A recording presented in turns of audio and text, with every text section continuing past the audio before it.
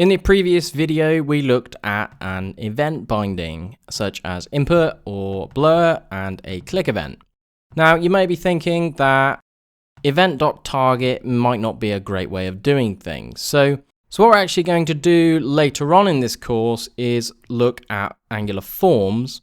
However, what we're going to do just for this example is import something called the Forms module, just to show you an Angular directive that will allow us to essentially do something called two-way data binding.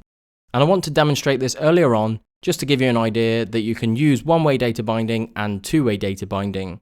Two-way data binding might be okay if you've got a local component. However, when you want to emit a change, you should always use one-way data flow and emit that change with an event listener. So to include this Forms module, we can just simply go down here and import the Forms module. We can close this off because we don't need it. So now we've got the Forms module available to us in Angular.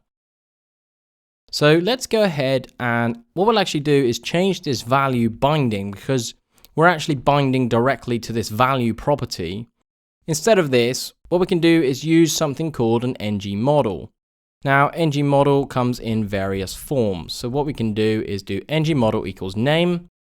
So after we've added the ng model, we can essentially get rid of this value. For now, we'll keep the input and the blur events, and we'll go and check this out in the browser just to see what's happening. So when we land in the browser, we can start typing. The ng model that we've just included from the Forms module is actually talking to the input itself. So it's essentially doing this square brackets value that we looked at before for you automatically. So we're demonstrating this because we can now go back and implement the ng model change. So inside of here, what we'll do is get rid of the blur event, and instead of handle input, we'll just call this handle change. What we'll do first is go down and change the handle input. We'll get rid of the handle blur, and what we'll also do is get rid of the event.target.value. And we'll just rename this to value, and the value that it's going to give us is actually a string. So when the handle change function gets called, it's going to pass us an event string. Now the way that we can do this is using ng model change. So you can see here that we're binding using ng model, but we're listening to a change event because this is an event binding. So when something changes, handle change will get called, the event is given to us. So let's save this out and go back to the browser.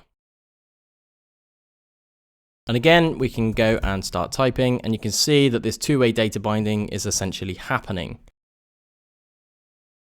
So ng model is taking a property binding, ng model change is taking an event binding.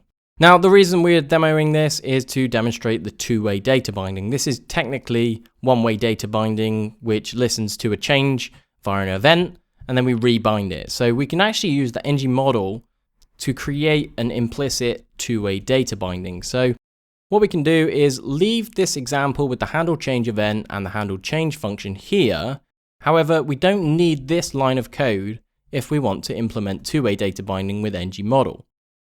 All we need to do is simply wrap it in these braces. So at first this might look very strange. We have a property binding, and inside of that we're listening to an event binding. So under the hood, Angular is essentially going to run all of this code for you. It's going to run some form of handle change, and then it's going to update the name internally. So when we go back to the browser, we can actually see this happening. So when we go back to the browser, I can focus on the first input. Now this input is using the handle change function, whereas this input is using the two-way data binding syntax. So it doesn't matter which I update, the two-way data binding is happening on this input. The one-way data binding is happening on this put. However, we are responding to the ng model change event. So using the square bracket notation essentially combines the two to make the syntax even shorter for us. So that's an overview of how to do two-way data binding.